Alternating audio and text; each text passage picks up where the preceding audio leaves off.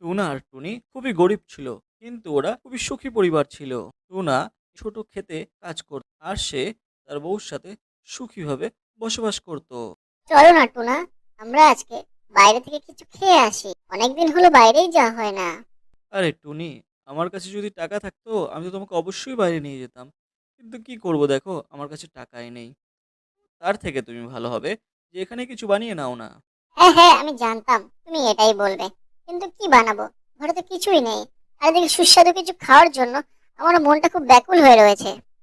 আরে টুনি, তুমি এভাবে রেগে যেও না। আমি তো কত কষ্ট করি তুমি তো জানোই। এক না একটা দিন আমরা অবশ্যই বড়লোক হব।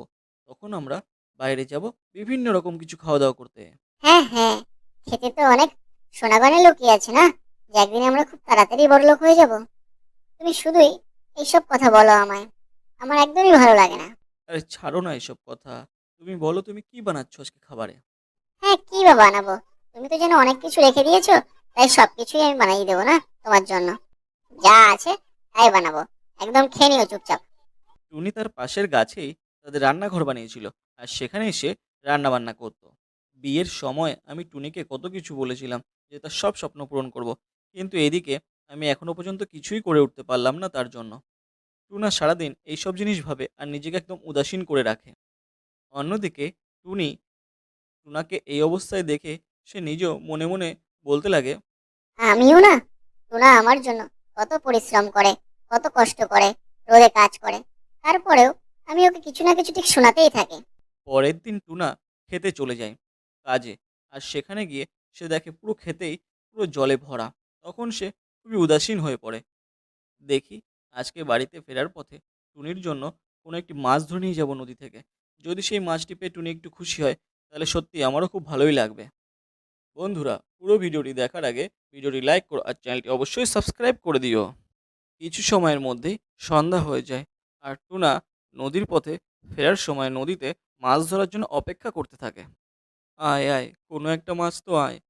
টুনির জন্য কোনো না কোনো একটা মাছ তো ধরে নিয়ে যেতেই হবে। আয় আয়, একটা মাছ তো অন্তত ধরতে পারি আমি। তখন টুনা একটা মাছ পায় নদী থেকে, আর সেই মাছটাকে ধরে তার মাঝখান থেকে কেটে ফেলে। আর সেই মাছটির পেট থেকে একটি সোনার ডিম পায়। আরে বাহ! কি চমৎকার হলো! আমি এই মাছটির পেটের থেকে সোনার ডিম পেলাম। সোনার ডিম? এ তো আমি কল্পনাও করতে পারছি না। আমি তো বড়লোক হয়ে গেলাম। সত্যিই আমি খুবই বড়লোক হয়ে গেলাম তো। সোনার ডিম দেখে টুনা তো লাফালাফি করতে থাকে। আর সে বলতে থাকে, "দেখি আরেকটা মাছ যদি পাওয়া যায়, আর ঠিক সেই মাছটার পেটেও যদি এরকম সোনার ডিম পাওয়া যায়।" টুনা অনেক সময় অপেক্ষা করতে থাকে আর আরেকটি মাছ পায়। কিন্তু সেই মাছটি যখন সে কাটে, তখন তার পেটের থেকে সে কিছুই পায় না। ধ্যাৎ! এটার পেট থেকে তো কিছুই পেলাম না। যাই হোক, এটা পেয়েছি যখন, এটাকেই নিয়ে যাই। তাড়াতাড়ি আমি সোনার ডিমটা নিয়ে টুনির কাছে পৌঁছাই। টুনি তো এই খবরটি পেয়ে একদম আনন্দিত হয়ে পড়বে। কিন্তু আমি যদি এখনই টুনিকে এই কথাটা বলে দিই, সেটা কি ঠিক হবে? টুনি তো এই কথা জঙ্গলের সমস্ত পাখিকে জানিয়ে দেবে। ওর তো পেটে কোনো কথাই থাকে না।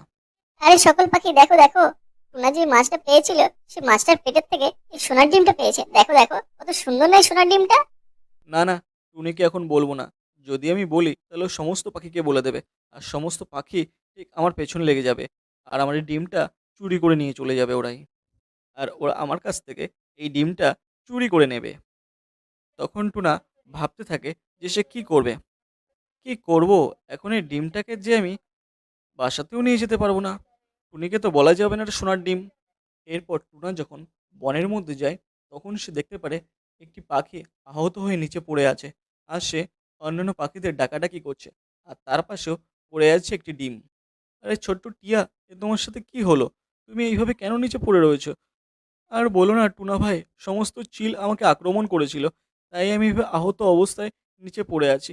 আর আমার এই ডিমটার থেকে কিছুদিনের মধ্যে বাচ্চা বেরোবে। আমি জানি না এই ডিমটার ভবিষ্যৎ কি হবে। আমি তো বাঁচবো না। আমার এই আমার এই ডিমটা তুমি নিয়ে যাও তোমার বাসায়। তোমরা যদি এই ডিমটা ফোটাতে পারো, তাহলে আমি না থাকলেও আমার বাচ্চা বেঁচে যাবে। দয়া করো আমার উপর। আর সেখানে সেই সময় সেই ছোট্ট টিয়া পাখিটা মারা যায়। টুনি তখন সেই ডিমটা দেখে। আরে বাহ! খুবই ভালো হলো। আমি তো সত্যি একটা ডিম পেয়ে গেলাম।